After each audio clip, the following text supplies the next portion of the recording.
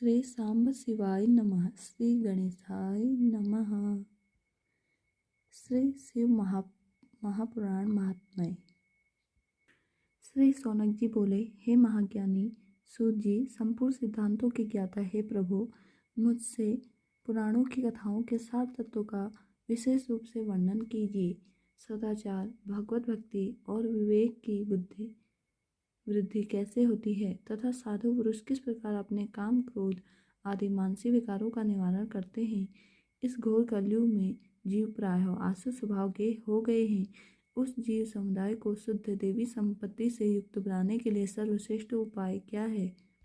आप इस समय मुझे ऐसा कोई शाश्वत साधन बताइए जो कल्याणकारी वस्तुओं में भी सबसे उत्कृष्ट एवं परम कल्याणकारी हो तथा पवित्र करने वाला उपायों में भी सर्वोत्तम पवित्र कारक उपाय हो। तात वह साधन ऐसा हो जिसके अनुष्ठान से शीघ्र ही अंतःकरण की विशेष शुद्धि हो जाए तथा उससे निर्मल चित्त वाले पुरुष को सदा के लिए शिव की प्राप्ति हो जाए। सूत जी बोले, मुनिश्रेष्ठ शौनक, आप धन्य हैं। आपके हृदय में पुराण कथा के सुनने के प्रति विशेष प्रेम एवं लालसा है, इसलिए मैं शुद्ध बुद्धि से विचार कर परम उत्तम शास्त्र का वर्णन करता हूँ। वत्स, संपूर्ण शास्त्रों के सिद्धांत से संपन्न भक्ति आदि को बढ़ाने वाले, भगवान शिव को संतुष्ट करने वाले तथा कानों के लिए रसायन स्वरूप दिव्य पुराण का श्रवण कीजिए। यह उत्तम शिव पुराण कालरूपी सर्प से प्राप्त होने वाले महान त्रास का विनाश करने वाला है। हे मुनि, पूर्व काल में शिवजी ने इसे कहा था।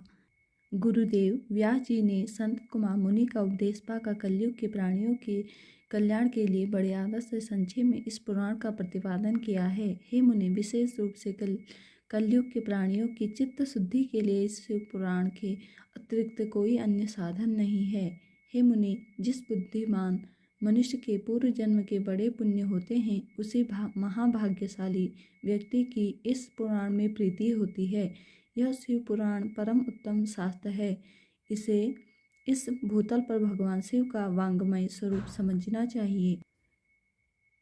यह शिव पुराण परम उत्तम शास्त्र है। इसे इस भूतल पर भगवान शिव का वांग्मय स्वरूप समझना चाहिए और सब प्रकार से इसका सेवन करना चाहिए। इसके पठन और श्रवण से शिव भक्ति पाकर श्रेष्ठतम स्थिति में पहुंचा हुआ मनुष्य शीघ्र ही शिव पद को प्राप्त कर लेता है। इसलिए संपूर्ण यत्न करके मनुष्यों ने इस पुराण के अध्ययन को अभिष्ट साधन माना है और इसका प्रेम पूर्वक श्रवण भी संपूर्ण वांछित फलों को देने वाला है। भगवान शिव के इस पुराण को सुनने से मनुष्य सब पापों से मुक्त हो जाता है तथा बड़े बड़े उत्कृष्ट भोगों का उपभोग करके अंत में शिवलोक को प्राप्त कर लेता है।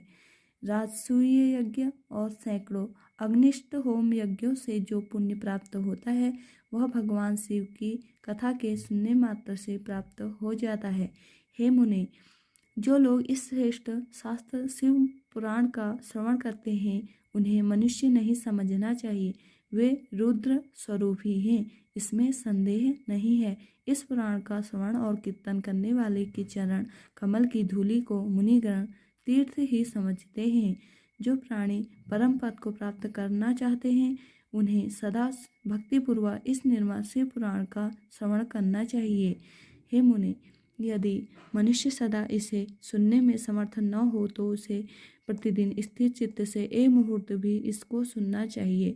हे मुनि, यदि मनुष्य प्रतिदिन सुनने में भी आसक्त हो तो उसे किसी पवित्र महीने में इस शिव पुराण का श्रवण करना चाहिए। यह था शिव महापुराण का महात्म्य की कुछ जानकारियाँ। श्री शिवाय नमस्तुभ्यं।